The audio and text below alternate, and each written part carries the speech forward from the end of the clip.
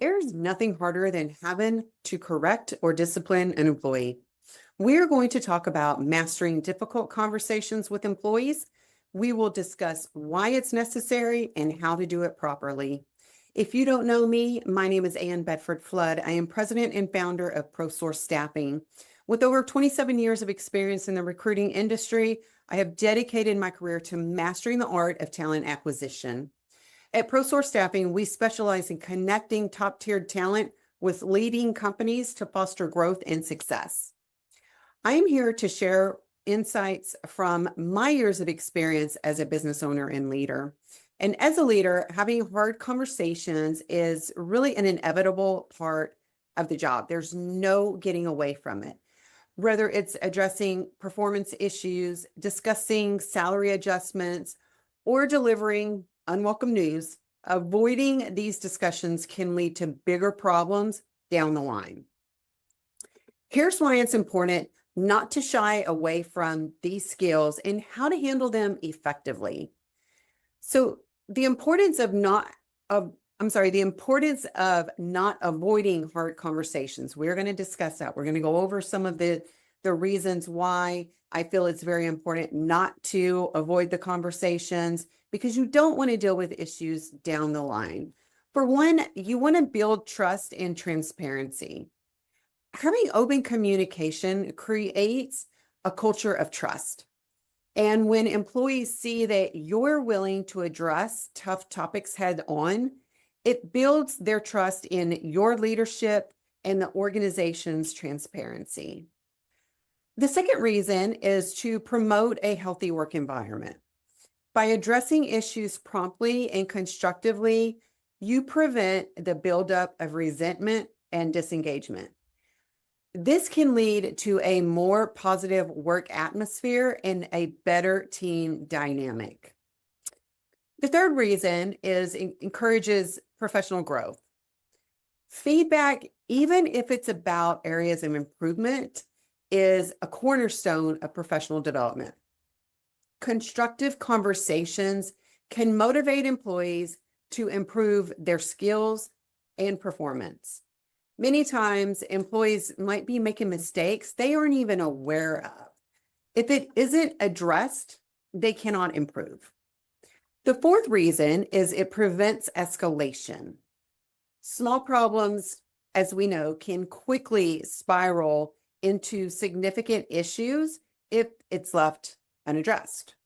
And having the hard conversations early on can prevent the escalation and the need for more severe intervention later.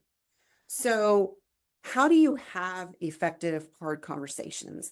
I'm going to break this down into 7 steps. First, you want to make sure that you prepare thoroughly. You want to understand the issue. Start by really thoroughly understanding the issue at hand. And this means doing your homework.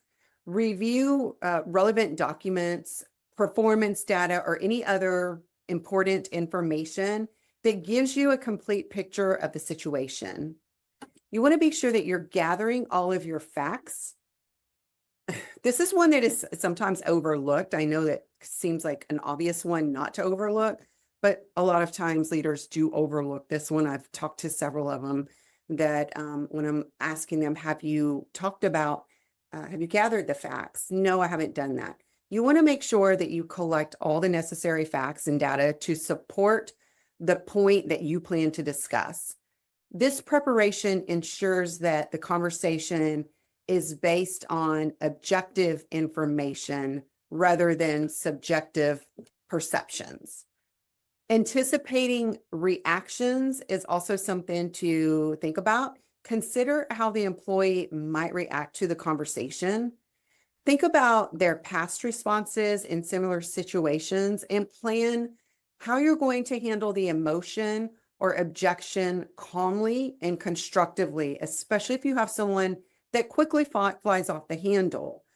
There are going to be situations where you have employees that are not going to take the correction well at all.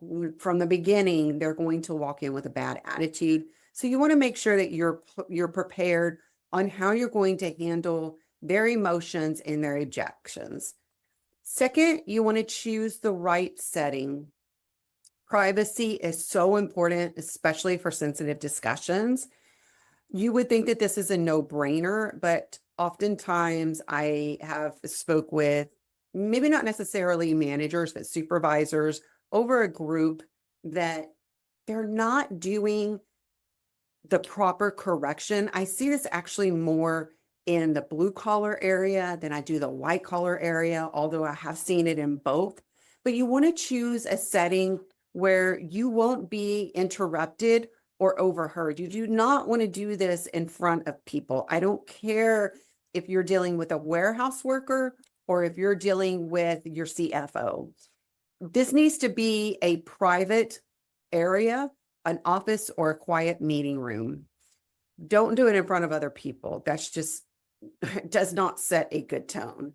Speaking of setting a good tone, the environment should be neutral and professional. So you want to ensure that the setting itself doesn't feel intimidating, but offers more of a calm space conducive to open dialogue. Third, you want to be direct, but also be empathetic. Clarity in communication is important. You need to start the conversation with a clear and concise statement about the topic at hand. This is going to help set the expectations from the very beginning. Be sure to show empathy. I mean, while being direct, you also need to show empathy. I don't believe in beating around the bush, but I don't believe in being overly aggressive with the conversation either. That starts it off all wrong. You want to acknowledge the difficulty of the situation and express your understanding of the employee's feelings. This is a balance between clarity and empathy, and it helps in maintaining respect and openness throughout the entire conversation. Fourth, you want to focus on facts and impact. Anchor the discussion in observable facts and specific examples rather than generalizations. This approach is going to help the employee understand the specific behaviors or outcomes that need addressing. Explain the impacts. You need to clearly articulate how their actions have affected the team or the project that they're working on or the organization as a whole. Understanding the broader impact can help the employees see the significance of what may seem like an isolated incident. Fifth, encourage dialogue. Share perspectives. You need to encourage the employee to share their perspective. Ask open-ended conversations that prompt them to explain their side of the story. Now, along with this is going to come active listening. Active listening, I'm going to repeat that because oftentimes we're not actively listening. We're thinking about what we're going to say next. So make sure that you show genuine interest in their responses by practicing active listening. And this means fully concentrating, understanding, responding, and then remembering what is being said. Sixth, you want to offer support and solutions. Problem solve together. Instead of just pointing out what's wrong, encourage the employee in seeking solutions. Discuss potential improvements and ask for their input on how they can achieve these changes. Be sure to provide resources. You need to offer the necessary support to facilitate the improvements that you want to put in place or the improvements that they've suggested. This can include any type of training, additional training, or additional resources, or adjustments in the workload or responsibility. Maybe sometimes they're feeling overwhelmed, so they're making multiple mistakes. Make sure that you're taking these things into consideration. And then finally, number 7, you'll want to end on a positive note. Sometimes this can be a little bit difficult depending on how the conversation is going in the last 6 steps, but you want to reinforce confidence. Conclude the conversation by affirming your confidence in their ability and your belief in their potential to grow and improve. Positive reinforcement is extremely important. Highlight their strengths and their past achievements and express your commitment to supporting their career development. Ending on a positive note can boost the morale and it can motivate the employee to tackle the challenges head on. However, you don't want to end the conversation there. It's very beneficial to let the employee share their thoughts, and at the end of the conversation, especially when the conversation is really difficult, if they're not having any input in the 7 steps that we discussed, this is a time to allow them that opportunity. And this practice really has several advantages. So you're offering, or you're encouraging open communication. Allow the employee to express their views and their feelings about the conversation. And it will show that you value their input and see the discussion as a dialogue, not as a monologue. You want to make sure that you're giving employees a chance to voice their thoughts, and that can help to improve closure on the issues discussed as well. It ensures that they feel that they've been heard and understood, and that's really important for maintaining that positive work relationship that you want to continue to maintain with your employees. Gather feedback from them. This is an opportunity for you as a leader to gather feedback on how the conversation was perceived. Understanding the employee's perspective can help you refine your approach for future discussions. If the conversation's not going in a good direction, you might want to try to figure out a different way to go about asking this question. This is a touchy area. So depending on how the conversation is going, if they're taking it well, this is a great time for you to get feedback from them on how they feel you can do a better job in the future when you have these conversations with other employees.